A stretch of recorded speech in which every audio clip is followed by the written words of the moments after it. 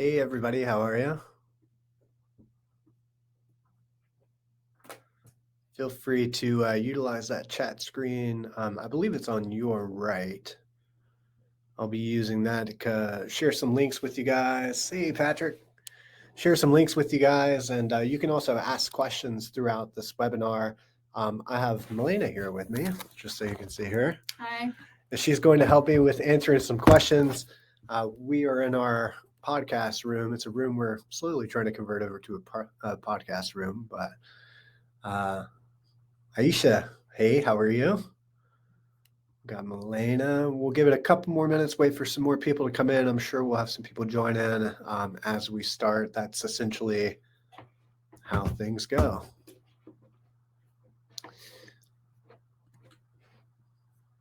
While we get that up and running, I'm going to go ahead and share my screen with you guys, go through the logistics of turning on my Do Not Disturb mode.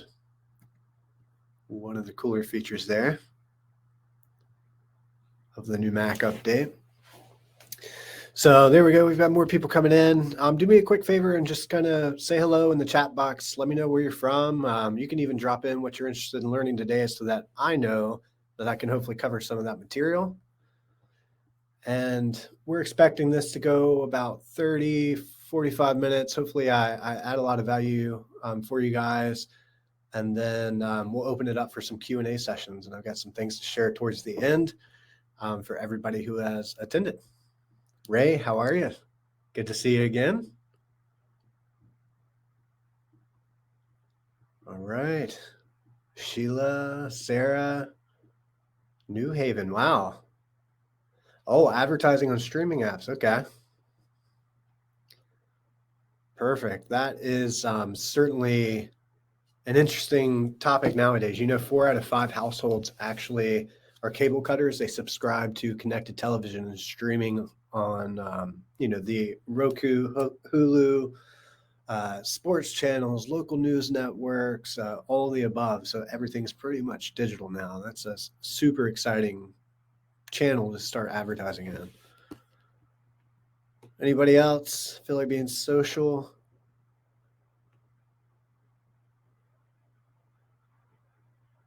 All right. Ray, Aisha, Patrick, where are you guys from?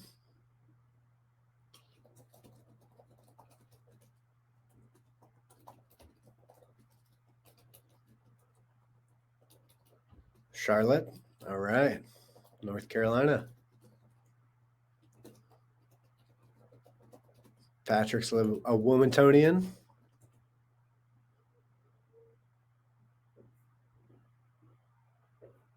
Aisha, originally from New Jersey, now in Greensboro. All right. A lot of North Carolina people. Perfect. Well, let's go ahead and get started. We had about 75 people register for this webinar, which is a super exciting number. So like I said, I'm sure people will start kind of trickling in. I'm going to go ahead and get started with the presentation. Like I said, at the end, we will open it up for questions. I'll share some materials with you guys and then let you go on about your day. Ruben and Linda from Virginia. All right. Sharing a computer. Abraham here. Should be a fruitful session. All right. So we're going to go ahead and get started.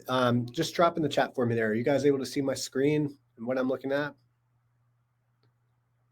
I'm not as worried if you can't see me. All right. Perfect. So welcome to the official digital marketing webinar for 2022. I hope that the material you learn in this webinar is essentially going to help you get more laser focused on your advertising. I talk to a lot of clients, and one common thing that they always mention is it's so confusing to know where to put your energy and your effort, especially because you don't know if it's working for you all the time. So I hope to answer that question for you guys today, help you understand how you can track what's working for you. As well as go over some of the more popular forms of digital marketing and then how you can utilize those. So with that, we'll go ahead and get started. First and foremost, I'd like to introduce myself, just so you know a little bit of background about me. So I started this business in 2011. I always say I've had anything but a straight path to entrepreneurship, although if you ask my mom, who I believe is actually in the room today, you ask her, I've always been the guy that's kind of figured out a way to make money from selling goods or services. And so I would take my Halloween candy because I've never been good on sweets. I'd turn around and sell it at school the next day. There are several other examples. I'll spare you the details, but essentially when I started this in 2011, my personal why was because I was freelance and doing a lot of white label work for other agencies. It grew to a point where their clients tried to become my clients, and I had a decision to make. But anyway, you fast forward, and today it's ultimately because I like being, at least in some part, responsible for helping somebody get from point A to point B and point C. And I've acquired a lot of knowledge over the years. And so if there's anything that I can share with you or anyone else to help hopefully lessen their learning curve, that's my sole purpose and why I'm here today. Design Loud, like I said, started 2011. We grew the revenue by 200% each year. I wish I knew how I did that. I would write a book. I'd probably be very rich today. But unfortunately, I cannot bottle that information up or how I did it. So maybe it was just a lucky straw. But anyways, digital marketing now makes up about 85% of our business. So we're in the weeds every day doing this stuff. And I've been told I have a knack for explaining it on a very easy to understand level, so that even somebody who's just getting started and does not know anything about any of this can hopefully follow along and understand. Outside of that, I have earned some bragging rights over the years. This just kind of plays into the credibility of who you're looking at right now and what you're about to learn. But the Wilmington's 40 under 40 list, Wilmington Business Top 100, powerful, influential, innovative, and connected, and rising stars. I don't know which one of those categories I fit into. Top 10 startups to watch by North Carolina Technology Association. Best Customer Service Award nominee, Seed Grant finalist by NC Idea, which is a super competitive grant round. You have to go through several series. And then featured speaker and presenter at various conferences around the Southeast. That's it. That's about all the time that I like to spend on myself. So the first thing we're going to dig in here, and really the first step you want to do when it comes to starting or just growing your business, is really focusing on your brand. And with brand, I don't mean just your logo. Brand encompasses so much more than just your logo. Your brand is essentially your messaging, your tone of voice, your personality. It can be your colors. Of course, it does incorporate your logo, but your brand is essentially that. It's what words, what keywords, what phrases you want people to think about when they think about your company. So we all probably are familiar with who this mermaid on the screen is, but do you know it only takes about 10 seconds to form a first impression of a brand's logo? So you want to make sure that your logo, for instance, packs a punch. And I've got some really cool, I guess I could call them case studies to share with you in a moment of some really good logos and what I believe makes a good logo. But your logo, its sole purpose is to ultimately connect with your customers and connect them to your brand without them ever having to read what your company name is, what you do. They should be able to look at the logo and have a general idea on what it is that you do and who you are, right?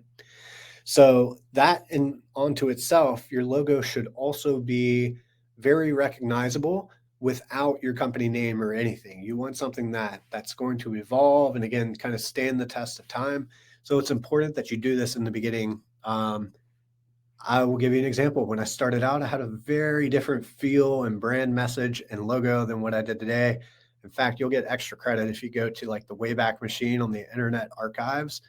Really cool tool, by the way, if you're not familiar with that, and pull up one of our old websites from like 2011, 2012, and you're going to see a night and day difference between what you see now and what you see then. So it's okay if you don't have this or you know it's a work in progress, but just know if you're just starting out, I would put a little more time and energy on this because then you don't have to go back and reinvent the wheel later on. Outside of that, having a consistent color palette. So color is more than just a simple aesthetic consideration when it comes to your brand and your identity. The color of your brand is just as important as the brand story. So colors can evoke certain emotions, right? And that's what I loved about, if anybody knows me on a personal level, I'm a very big music buff, musician, been a musician all my life. I would probably lean more towards I'm on the creative side, for better or for worse. But with that, like I understand that the emotions that colors and music and certain tones and melodies can have on us, as human beings. And so those emotions can add personality to your logo, which also helps to build the overall brand identity. I'll give you a fun fact here. Did you know IBM, who can guess what the color of IBM's logo is? No cheaters. Don't go to Google and look at it. IBM has a very specific color they use in their logo and within their branding. 5, 4, 3, 2, 1. So it is the blue color. And at the time when they were using the blue color within IBM, they actually did a focus group and they brought in several people. And if memory serves me right, they actually created their own color code to use. And within that focus group, a majority of people said that that color made them feel more calm, at ease, and that the company was reliable and secure. So that's a perfect example of how colors kind of incorporate into your overall brand identity. And then last but not least, you have the tone of voice. So it's important to be mindful of the general tone of your company and the level of formality that you use when you're writing or posting on social media, your website, anything. Be sure to choose a writing style that meshes well with the image you'd like to portray and the demographic you're trying to appeal to. Here's a quick exercise. If you have been following Design Loud for a while, you hopefully get the idea that we're just, as the website will state, a fun, creative group of nerds. I mean, we like to have fun. We obviously like to perform and get results for our clients, but we like to have fun doing it. And so when you see the images, especially the photos of the team, when you read the social media posts, hopefully they're valuable and informative, but they have a sense of humor to them or there's a personality. Then you get to the website. If you go to designloud.com right now and read the website, it's probably anything less but a traditional way of saying essentially the same thing everybody else is saying. This is who we are and this is how we can help you. But the way we word it, and maybe I'm biased because it's our own website, but the way we word it is unique onto us. And that's what I mean by the tone of voice and the brand writing style. Any questions on any of this before I dig into the next slide?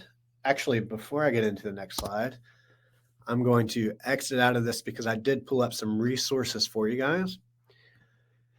How many people have already started their business? And you can paste that in the chat there. Have you already started your business? Do you already have a logo? And if so, and you want to share it, feel free to open that up to everybody in the room here with us.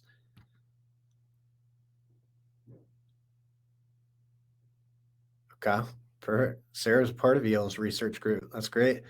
How many people haven't started their business yet or don't have a logo yet? Paste that in the chat for me. I'm going to share with you a tool. This one specifically is from Adobe. It's a free logo creator tool. Now, I don't encourage you to use this for the long term. Maybe you can, maybe you will, maybe you get lucky and find a really good one. But this is at least a starting point, right? To get you off the ground as quickly as possible. And then, a year, 2 years, 5, even months down the road, whatever, you can go through a rebrand process. Just know the older you get, the harder that's going to be for people to associate your company with the new brand, especially if it's a drastic change in the logo. But that link I just posted in the chat room is a link to a free logo generator. You can also go to Google and just type in free logo generator and you'll see a whole bunch of options. Playing into that same thing we were looking at with logos, who knows what's so special about FedEx's logo? And so while I'm waiting for you guys to type this into the chat, what I love most about logo design, even though I myself am not a very good logo designer, what I love about them are the hidden elements that you can tie within a logo, right? And so FedEx is really known for this, but there are several others too. That's right. Daisy got it. All right. Owen got it.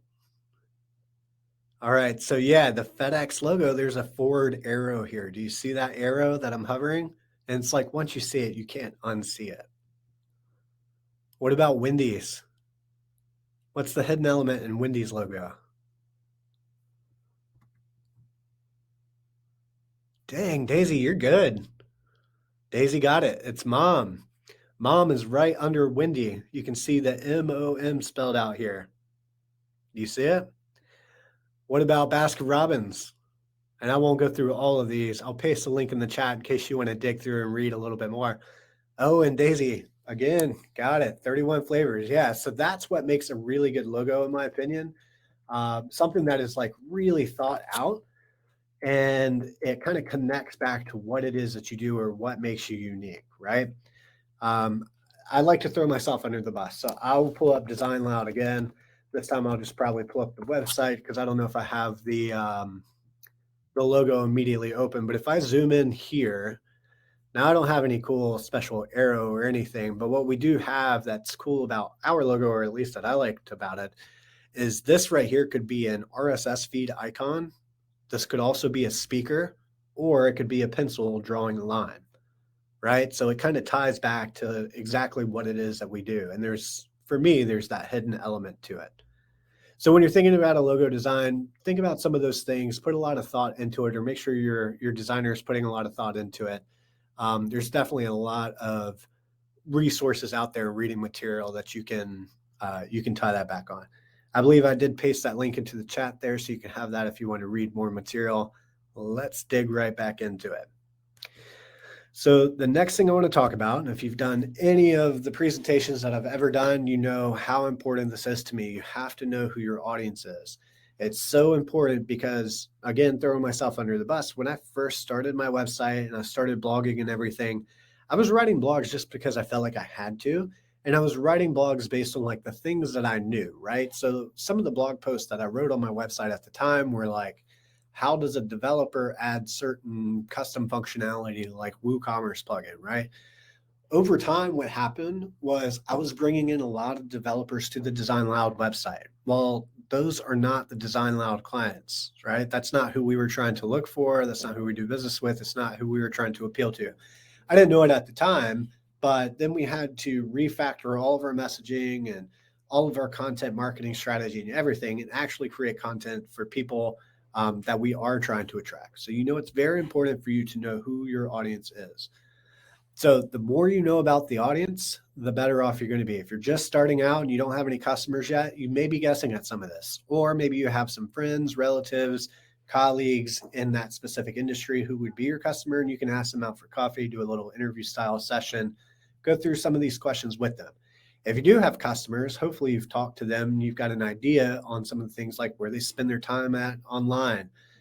What type of materials do they read? What kind of problems do they have? What solutions can you provide to them? Additionally, you can look into what are their personality traits, what are their interests, their values, opinions, because knowing all of this is going to help you come up with an accurate list of topics and keywords to target. It's going to set up your pages to convert more effectively.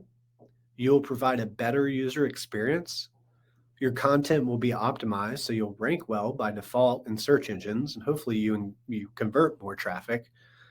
You can craft the perfect message for the right type of reader and encourage them to take action.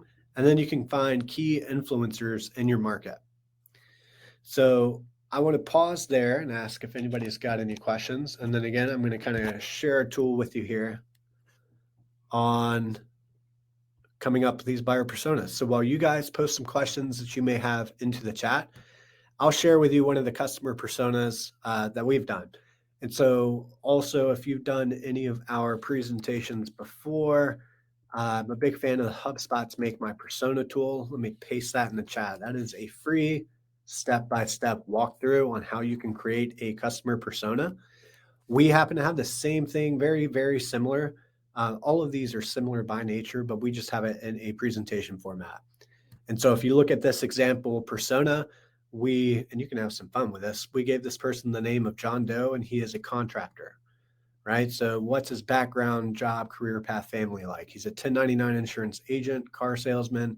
He wants more freedom and control over his life, decision makers, risk takers, independent contractors, be your own boss. May already have been a 1099 employee for some time, but doesn't truly understand that they have their own business. Family man, success driven, 2-year college education. Some of his demographics or her demographics, male or female, income. So he's just over the broke line. He's living paycheck to paycheck, probably a 0 to 75,000. He's a millennial, 35 and over, up to mid 50s, based in the US. The identifiers, so he mainly utilizes text messaging, email, and social networks. Avoids contact with face-to-face as much as possible. So he's an introvert, self-educated. On a scale 1 to 5, John would be a level 2 for being tech savvy. He prefers automation and automated systems, right? So you can see the depth and the level of questions you want to be asking. You know, what are his goals, primary and secondary goals? What are his challenges, both primary and secondary? What can we do? How can we help him? What are some real quotes or some real phrases we may have heard him say? What are common objectives he has, like price or value? What are some marketing messages we can use to target this specific persona, this specific person? What's our elevator pitch? And then you can break it down even further. So this is going to be very similar to the end result of what you get with something like the HubSpot's Make My Persona tool. Again, some of the information may change. It may not be as built out, but this is a starting point or a jumping off point for you to at least get that stuff started. And then you can always come back and add to it or change details as you get more accurate data. I know somebody's asking me right now, although they're probably not, but I'm going to assume they are, how many of these customer personas you should have. My recommendation is the more the merrier. I would suggest no less than 3 to 5 personas. You have to remember not everybody is the same. And so what messaging and what my goals are, my problems are not going to be the same as Milena, for example. She's going to have a different set of problems.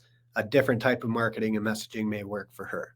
Okay, so 3 to 5 at a minimum is definitely my recommendation there. All right, how are we looking on questions?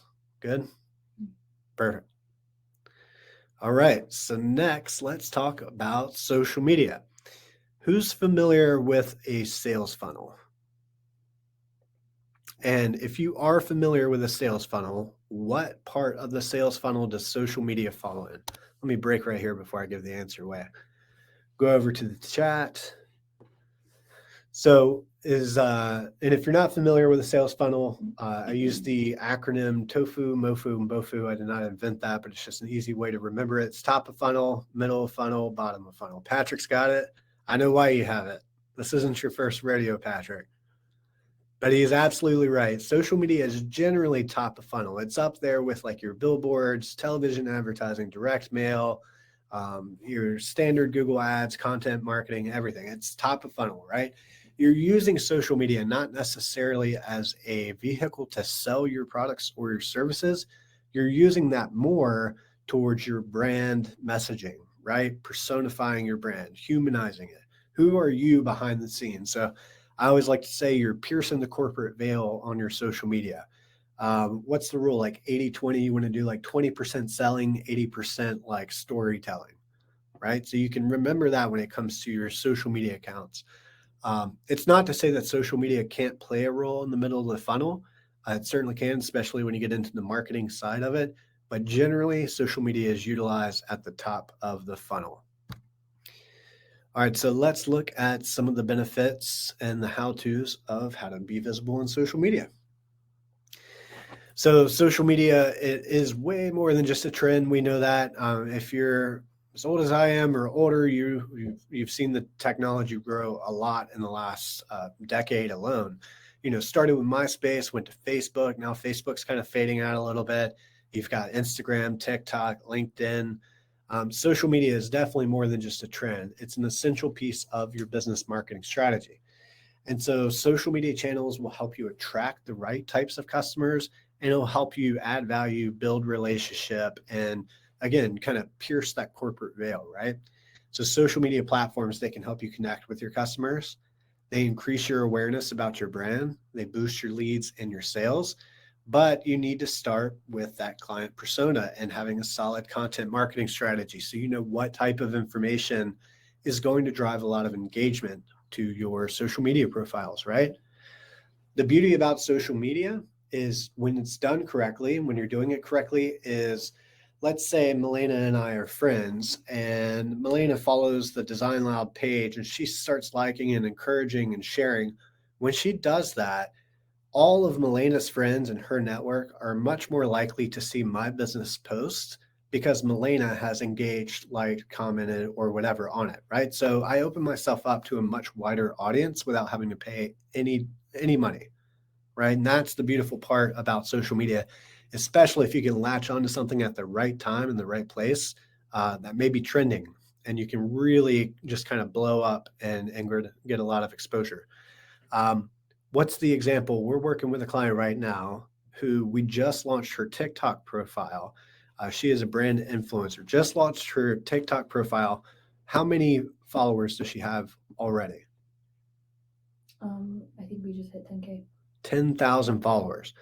She just hit 10,000 followers in probably 10 days. Now, of course, that's not going to be the same thing for everybody. She already had an established brand and a personality. She was now utilizing TikTok. She was utilizing other social media channels, but just by creating that page and kind of recycling some of the content that she already has done in the past, we were able to grow her following 10K in like 10 days, which is huge.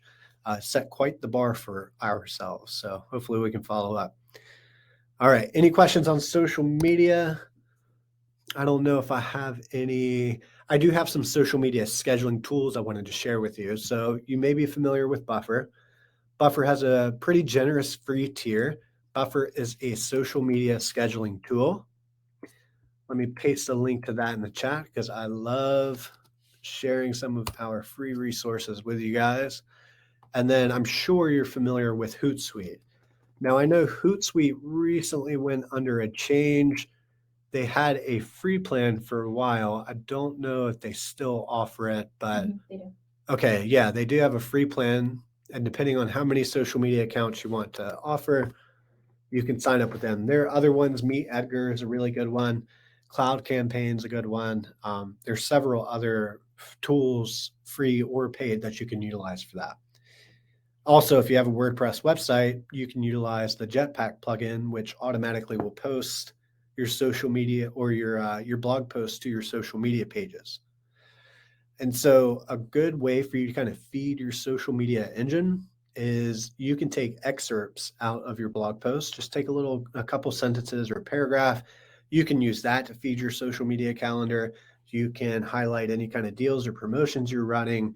You can highlight some things that you've learned that may help, lessen somebody else's learning curve. Again, your primary goal is to provide value and build that relationship. Get people to, what am I going to say here? See who guesses it. I feel like it's going to be Patrick. Patrick or Ray, because I know you guys have heard me say it several times. You want people to engage, absolutely, and know, like, and trust you. Okay, that's your sole purpose on social media. Engagement, know, like, and trust. Build that relationship. All right. Perfect. Let's keep this train moving. All right. So next, I want to talk to you about optimizing your website for mobile. How much, if you were to guess right now, well, how many people are tracking their website on something like a Google Analytics? I'll wait for you guys to post it in the chat. And then while you do that, let me get Google Analytics up. And I'm going to show you the data that backs up what I'm about to tell you.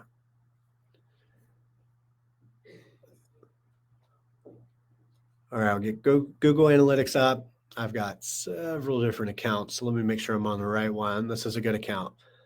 All right, Google Analytics. So what I'm about to back up and tell you, this is a 7-day overview of one of our websites, right? Swell Systems. Swell is another business of ours, kind of a sister company of Design Loud, if I may.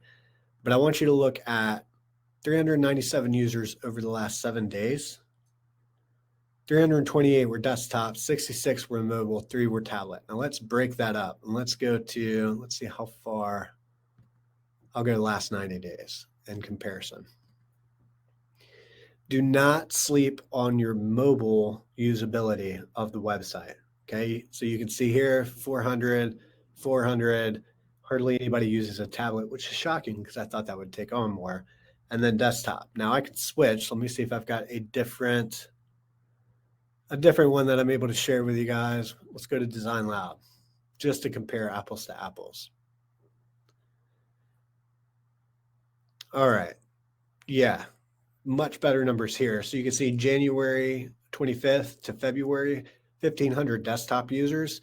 In that same period, January 25th to February 23rd, 1,000 mobile users. So almost just as many mobile users as desktop users. Okay. That's what I'm talking about when it comes to, it's super important to have a mobile friendly website. So let's dig into that and break that down a little bit more. When you optimize your website for mobile, not only does Google reward you for that, not only do you get people to stay on your website for longer, which reflects in your analytics, which Google then picks up and it says, oh, we need to reward this person because it seems like they have really valuable information because users seem to stay on the website for a while and they seem to go to several different pages. So mobile-friendly websites, they show up higher in search results. Mobile searches make up more than half of the searches on Google. For many advertisers, the majority of their traffic, as we just looked in the analytics, comes from people on their mobile phones. And if your site isn't mobile friendly, visitors are 5 times more likely to leave, which means that you could be leaving a lot of money on the table if for any reason you're not having a positive or they're not having a positive experience on your mobile website. So how do you know if you've got a really good mobile website or what to work on? And I will be the first to admit, almost to a fault, that I'll run myself a test here. I can already tell you we probably have work to do, but in full transparency, when you do what we do and you're so busy doing it for other people, like when do you really have time to focus on your own stuff, right? So go to google.com. Let me paste this in the chat. You can go to this URL and do a mobile friendly test on your website, as you'll see that I just did. Now, when this test completes, it's going to tell me essentially anything and everything that I can do on my website or on that page that it scans to have a better user experience when it comes to mobile and responsiveness. Okay, so we'll see how long that takes to finish. In the meantime, keep it rolling with the questions in the chat. If there's anything I can expand on or you're stuck or lost.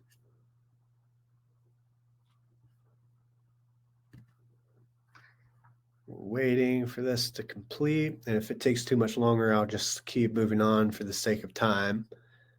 How many people are testing their website right now? Oh, hey, look, page is mobile friendly. Yay, go us. All right, so you can see, Google will tell you, is the page mobile friendly? You can also click on the view the tested page and you can get the details around that page. There's so much more information you can get I won't dig into here, but if you've got it connected to Google Search Console will give you a rundown on like things you can do to improve your mobile friendliness score. Okay. All right, keeping the train moving. Now let's talk about SEO. So who is familiar with SEO? Give me an example or give me a definition of SEO without looking it up.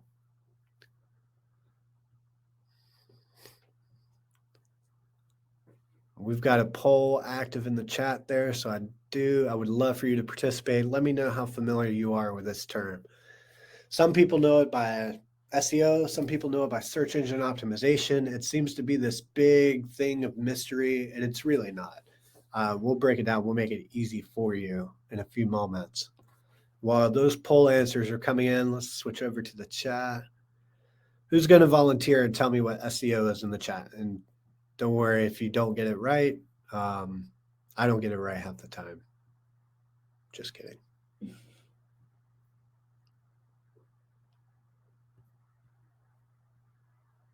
Patrick, it's almost to a fault that you were so active and engaged. I'm almost going to call on you or Ray because I know you guys know this.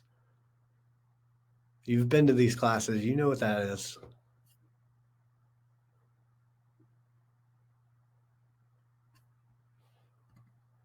All right, so a majority of the people visiting right now are semi-familiar with SEO. So here's the thing. I mean, SEO, it can be deep, it can be technical. With that comes like several different things that like play into your rank, right? They're called ranking factors. And no, it's not rocket science. Yes, it can be time consuming, but certain things are more important than others. So first and foremost, content, making sure you're writing valuable content for your readers. This is going to come from your keyword research and your customer personas and finding out like what they're interested in learning about. It's going to play into your mobile friendliness of your website, even the friendliness of your website, the user experience of it. And then it's going to come in, there'll be some technical things and on-site things, but there's a reason why the saying is content is king. If you do your job and create quality content, Google's job, Google, I can't forget about Bing, but Google makes up a large percent of the market share. Google's job is to serve the most relevant results to whatever a person is searching. And so, how Google determines how relevant that content or those websites are, again, is the content that's provided that it can crawl. It's how long users stay on the page, how many people click on the page, do they click through to other websites on the page? These are all like ranking factors, right? Plus, do you link to other parts of the website that are closely related, or content pillars is what it's called? Do other people, this is an important one, do other people link back to your website or your page, your blog, whatever? So when I say SEO, of course, I mean search engine optimization, but SEO is essentially the practice of increasing the quantity and quality of traffic to your website through organic search engine results. So a higher ranking website, when someone searches for a term in your industry, it increases your brand's visibility online and gives you more opportunities to convert qualified people into customers. SEO works by optimizing your site for search engines that you want to rank for. So whether it's Google, Bing, even Amazon if you're selling products, or YouTube if you're doing videos. For example, though, Google has over 200 different ranking factors in their algorithm. And again, those ranking factors, they all carry different weight, some more important than others. But I want to play out a scenario with you and show you where I'm going with this. And I use this example a lot. Let's say I have an agency called Design Loud. This is a make-believe world, right? So I have an agency called Design Loud, and we are trying to attract business owners who need help with their marketing. Okay, so I'm going to create my personas. I've done my keyword research. I see what people are interested in. I'm going to create a blog post around how can business owners capitalize on advertising on connected television, right? And you know what I'm going to call that blog post? I'm going to call it 7 tips for advertising on Hulu, because I know that my ideal audience is probably trying to get in early and figure out how they can advertise on streaming television like Hulu and Roku and other. So I'm going to write that blog article and I'm going to do my best to get it ranked. But ultimately, all I'm doing is just trying to create an informative article. So I'm bringing qualified people. Let's say they search, they find my article. I'm bringing qualified people into the top of funnel. Now I've qualified them. Now I can start showing them remarketing. So let's play that out. You go to Google, okay, and I've done that already here. I'm going to type in advertising on Hulu. Now, once you get past the ads, and then you get past the branded, that's what I mean, Hulu.com. It's going to be hard to beat Hulu at their own game because that's their brand name, right? You get down below the people also ask section, and look who that first result is that's not related to Hulu. It's Design Loud. So advertising on Hulu and other streaming services in 2022. My ideal audience, they click on this. They're like, okay, this seems like something I can read. I'm interested in advertising on Hulu and other streaming services. They read the article. Hopefully they get through to the end. We ask them for a share if they liked it. You'll see down here. We also include a very low-key kind of call to action here. Are you interested in advertising on Hulu or other rank or other platforms? Click here to learn more, right? But regardless, because I have my pixel, my Facebook pixel, which you'll see right here, installed, and I've got all my Google tags installed, they're essentially already in my funnel. If I wanted to, now I could start showing ads, remarketing ads to people who visit this page. hey, contact us to learn more about advertising on streaming television and receive X, Y, or Z, right? Or at the very least, I can do a brand awareness campaign and start showing them ads, because now I've already hopefully provided value to them. They've read our article. I know they're a business owner. I know they're interested in advertising on Hulu. So I've already kind of pre-qualified them. I can start showing them ads and let my ads follow them across the web and lead them further and further down into my funnel. All right. That was a big explanation, but I want to break there. Do you guys have questions on any of that? Being able to optimize better in search. Yeah. Okay. So you guys were good job, Patrick, explaining search engine optimization. But that is the key to SEO. Now, there are tons of keyword research tools out there. There are tons of SEO tools out there. One of them that I've recommended in the past, and I will recommend here, I used this a lot, especially several years ago, because there are a lot of pretty generous free tools, SEO tools on the site, and they're all completely free. You can even support the website by clicking on a few ads, because I'm pretty sure that's how they make money. But that tool includes things like a very basic keyword research tool, plagiarism checker, you know, all kinds of tools, keyword density, keyword difficulty and competition. You can use that tool. You can also use the one I like to call, or reference a lot, Answer the Public. So if you're not familiar with Answer the Public, I will post in a link there, but let's go through a quick walkthrough of Answer the Public and try not to have a seizure to that background, because it gets me every time. Let's say marketing strategy. Okay, marketing strategy is the seed or primary keyword that I'm trying to research. I'm going to click search. I should have changed the location to the US, but we'll stay with Great Britain for now. Now I can see all the different questions that people ask, like where's the marketing strategy, where to create a marketing strategy, what. And the darker this circle, the more popular the question or the search, right? So I can see what questions people are asking that I can answer in a blog post if I were to create one around marketing strategy, right? And if you don't like the circles, you could change the format to more of the list format here, where you can see the R's, the cans, the hows, where, when, what, etc. Scroll down. I mean, you've got a ton of valuable information here to get you started on your way. So I could take one of these and I could feed it back in. You've also heard me say, I mean, using something as simple as the Google Auto Suggest. If you go to google.com and I start typing marketing strategy, look at some of these auto suggest examples that come up. Okay, I can get some ideas for some of these, and I can create a blog post or some content around that, or social media posts. Doesn't matter. Sky's the limit. Okay. And then last but not least, I'll show you this people also ask section. I reference this a lot. These are questions. So if I'm writing a blog post around marketing strategy as my primary keyword, these are some questions I may want to answer. So I may have like a heading on that blog post that says, what are the 4 types of marketing strategies? And below that, I'm going to answer this question. And then as I click and collapse these, you'll see more and more get appended to the end of the list. You should not run out of ideas on what to write about.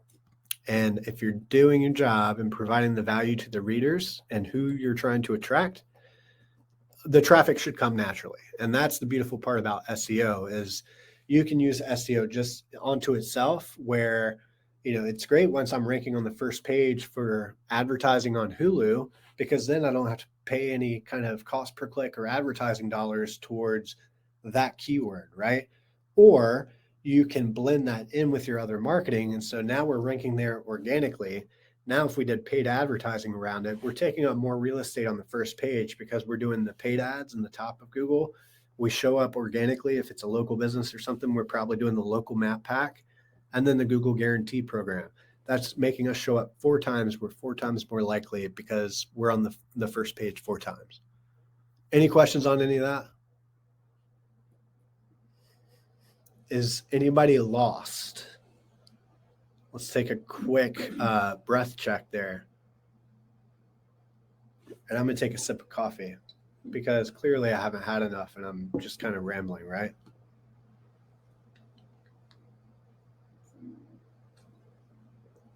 All right, great. So moving forward, I believe that was the only SEO tool I wanted to share with you on that one.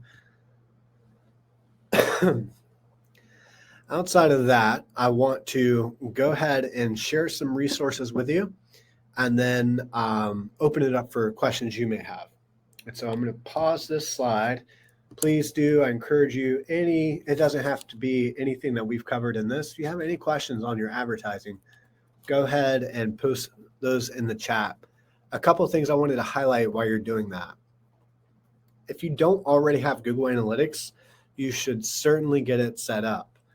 It's a free tool. You go to google.com, you essentially create your account, and then the next step is it's going to give you a tracking code to add to your website. Now, most websites like WordPress, Shopify, BigCommerce, they make it very easy for you to add your analytics code to your website.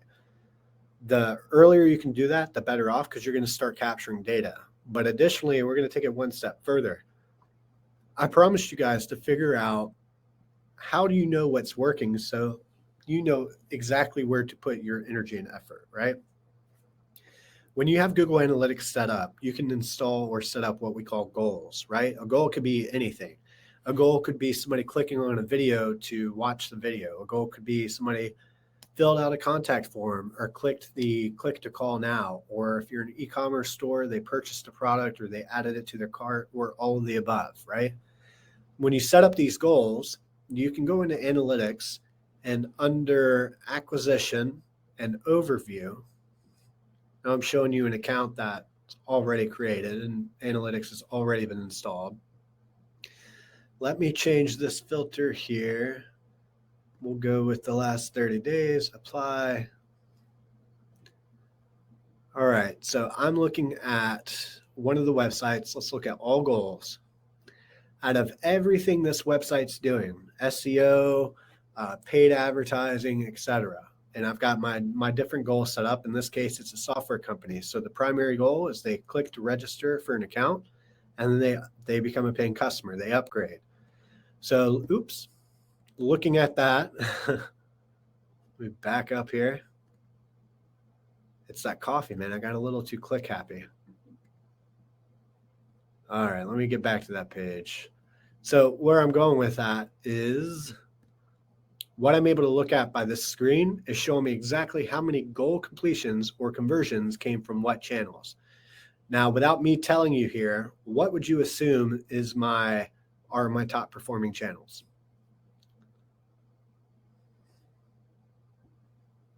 Or if you don't know how to read what I'm looking at, just say, I don't know how to read what you're looking at, and I'll try to explain it a little bit more.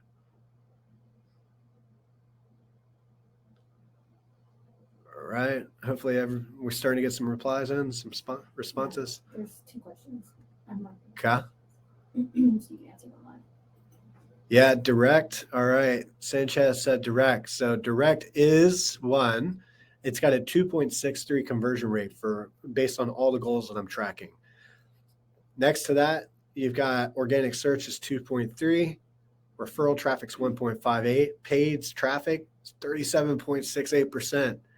Other is 8.79. So out of everything we're doing, paid search seems to yield the most results for us. So when I'm looking at my marketing budget for the year, for the month, I'm going to put more money towards paid search because that's what's giving me more of a return on my investment than some of these other channels. Now, I'm not going to do away with these other channels completely because they still serve a purpose in the marketing funnel, but it allows me to see how to allocate my marketing budget. Do you guys see that? And so that's why it's important to get analytics set up. That's why it's important to have goals set up. Goals are super easy to set up once you get analytics. They even have templates that make it really easy for you to set those goals up. Let's see. Let me take this time. Oh, no, I got one that's lost. I'm just in this part, however, don't worry about going over it since others understand you're lost. I'll try to explain that a little bit better. Let me answer some of these questions. Will the slides or replay be available afterwards? Yes. Yes, I'm going to try to make these slides available. And then you can also get a link to the video recording of this webinar. Owen asked, how do you figure out what you want your social media internet presence to accomplish? For example, raising awareness of your industry, generate new business. Yeah, so that's a really good question, Owen. It really comes down to, ultimately, what do you want? For me, and it doesn't have to stop at just one of those. So let's take a step back and I'll let you know about Design Loud. We had a revenue goal for the year for 2022, right? And we broke that down. We said by the end of 2022, we want to be here. We broke that down into quarterly goals and then monthly goals. So every month we know exactly how much we need to generate to get to our end of the year goal, right? Also, we have some client happiness. We want to make sure our clients are happy. So we're measuring like client happiness score, employee happiness score, and then just overall awareness. So we have technically 4 goals that we're tracking and measuring. I don't think it has to stop at just one of those, but ultimately you're going to be the one to answer that, Owen, and based on what's important to you and your business and where you're at right now. I can tell you how to get there with the online marketing stuff, but you'll have to tell me what those are. So if you want to think about that and expand on like, okay, let's say your goal is this, how would you do it? I'm happy to provide you some examples. All right, let's see. No more questions there. So we dug into analytics a bit, and that was a very quick overview of analytics. Something else I want to share with you is Google Optimize. So in this cheat sheet that I'm going to share with you in just a moment, one of the things it's going to reference is split testing and how important it is to split test. I don't mean just your website. I mean your ads. You want to split test your Google ads, your social media ads. You want to split test everything, right? And when you're always running at least 2 versions of an ad, you pick the winner after a certain period of time, and then you create another split test, right? You're always just improving and trying to find the winner. And so Google Optimize is a free tool, and I want to show you an example. You heard me and we looked at the analytics for Swell System, right? So let's go to swellsystem.com. Now, I ran a Google Optimize experiment, is what it was called. Sometime I ran it for 90 days. It started June 2021, or I'm sorry, it started March 16, 2021, ended in June. Okay, so I had where 33% of the traffic would see the original version of the homepage, 33% would see a different button, and 33% would see another button. Okay, so my traffic was split up 33, 33, and 33. Out of that, we were testing this button here.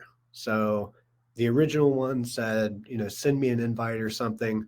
One of our split tests that we created on Google Optimize changed the button to start trial. And then another split test that we created changed the button to try now. Okay. Out of that experiment, again, because I had Google Analytics set up, I have my goals set up, I ran that for 90 days. I know it's probably obvious to see which one's the winner here because it's highlighted in green. But out of those different variations in the split test, start trial was the winner, which is why now when you go there, it permanently says start trial, right? Because after our split test ended, we saw that we had a 4.84% calculated conversion rate on this one compared to the original version, which was 2.95, and the try now, which was 3.1. So out of these variations, I had 26 conversions on the first version, the original. I had 41 conversions on the second, and then I had 32 on the last one. So at the end of the experiment, I was confidently able to say, we should change this button to say start trial. Okay. Now you can split test all kinds of things with Google Optimize, but that's the point. You always want to be iterating and split testing, finding the winner, put another variation up there. Right now we're split testing that same thing. Yeah, so right now we're split testing. This is the original version. Well, 50% of our traffic that sees this right now is going to see this. The other 50% is going to see something completely different. We totally changed the wording up there to see what converted more. And we changed some of the wording there out. But always be split testing. That's an example of what I'm talking about. Because then you can find the winner, you can ultimately get more sales, more conversions, more business. So Patrick asks, with a new business, what would be the top 3 areas spend time and dollars on first? Do you want to try? Okay. So for a new business, I think my primary objective is to get sales and money in the door, right? So with that said, what type of business is it, Patrick?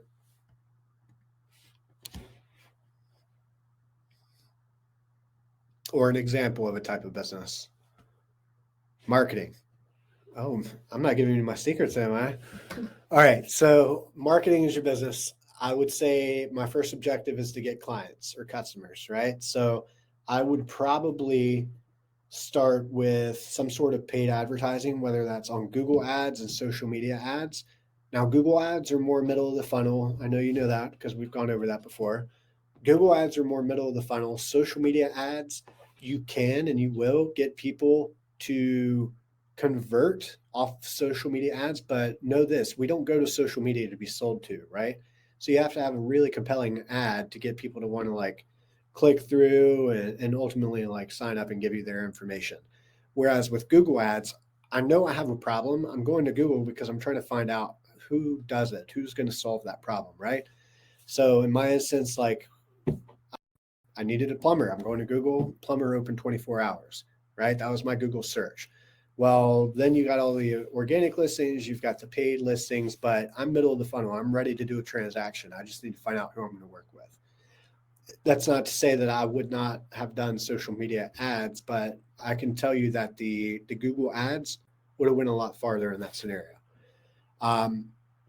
So to your point, where should you be spending the most time? I would say social media, like just posting to your social media, building that reputation, getting a following, getting friends. I would say paid ads being probably number one, because that's what's going to bring money in the door as soon as possible.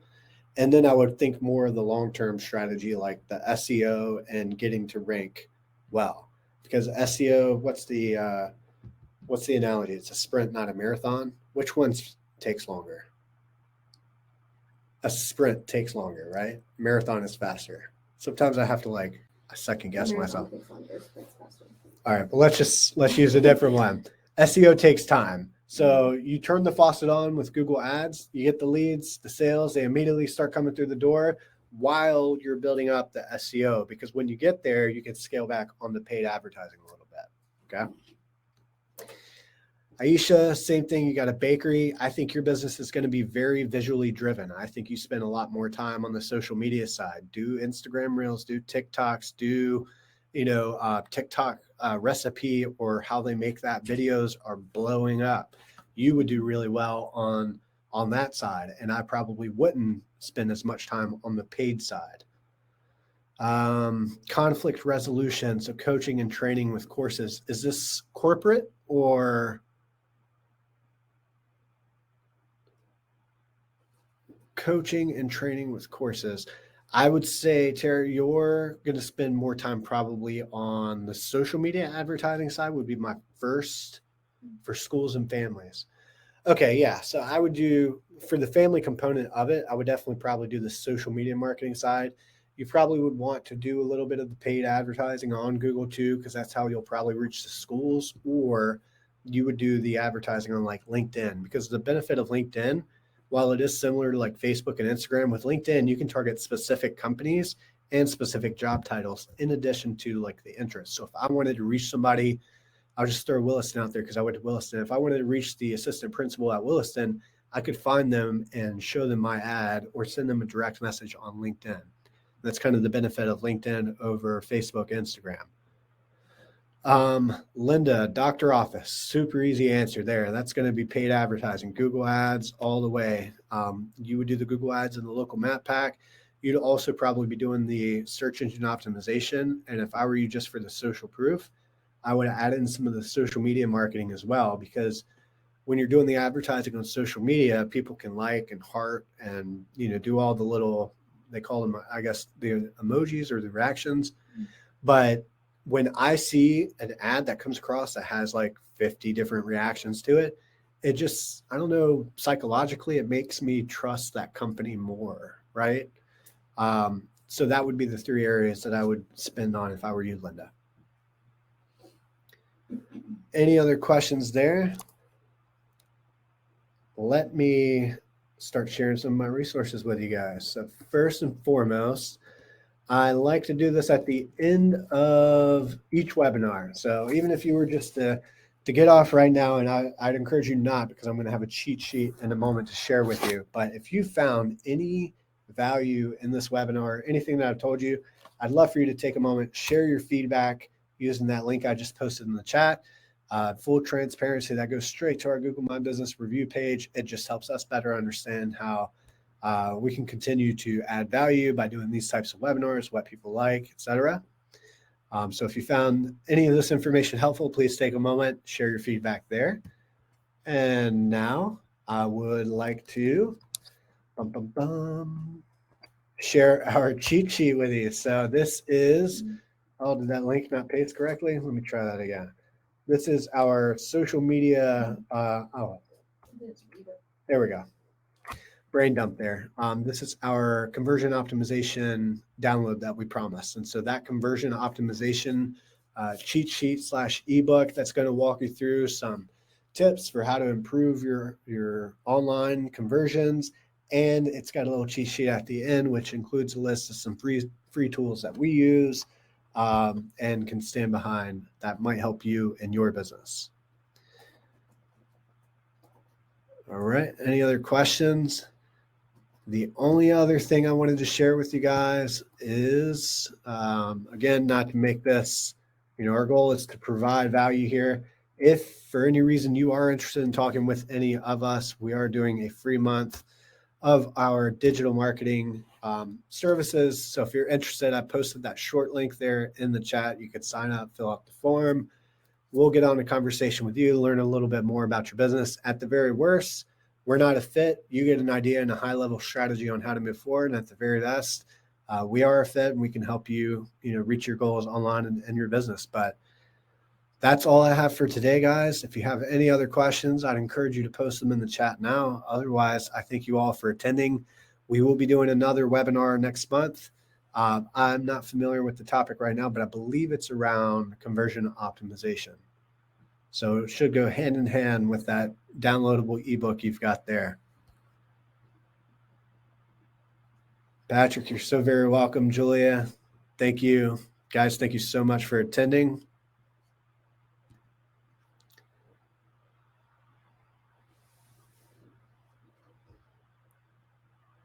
Perfect. Thank you all. All right. I'll go ahead and stop sharing my screen now. You're welcome, Ray. It was a pleasure to see you again. One of these days, we'll get together in person. All right. If nobody else has any questions, please do grab a copy of that chat. Recording of this webinar should be available.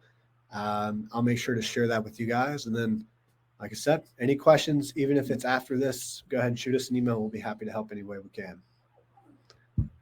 All right. Take care, everyone.